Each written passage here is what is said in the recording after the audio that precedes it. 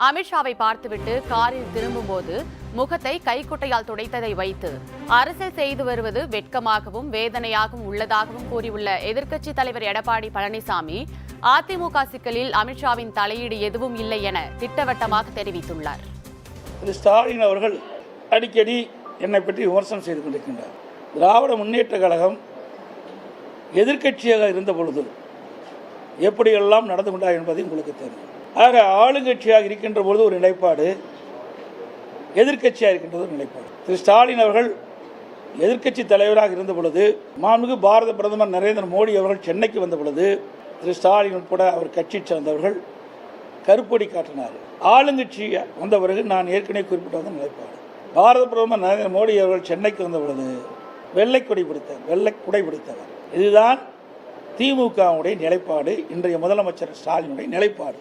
மரியாதைக்குரிய உள்துறை அமைச்சர்கள் இடைவெளியை சந்திக்கின்ற பொழுதும் நானும் என்னுடைய மூத்த கட்சியின் என்னுடைய காரிலே, அரசாங்க காரில் தான் நேரடியாக உள்துறை அமைச்சர் வீட்டுக்கு சென்று அவரை பிறகு சந்தித்து விட்டு அவர்கள் வெளியிலே சென்று விட்டார்கள். பிறகு நான் ஒரு 10-20 நிமிடம் அவர்களிடையே பேசிவிட்டு பிறகு அவர்கள் பல்வேறு பணி இருந்த காலத்தில் உள்துறை அமைச்சர் அந்த பணியை மேற்கொண்டு விட்டார்.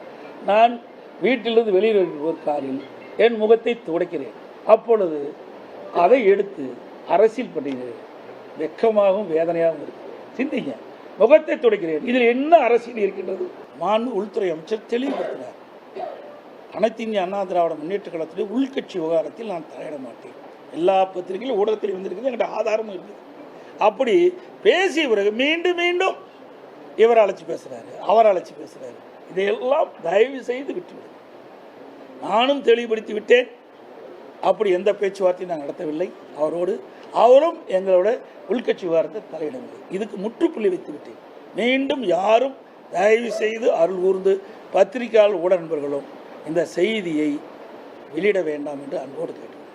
அவர்களும் சொல்லிவிட்டார், நானும் சொல்லிவிட்டேன். இதோடு முடிந்து விட்டது.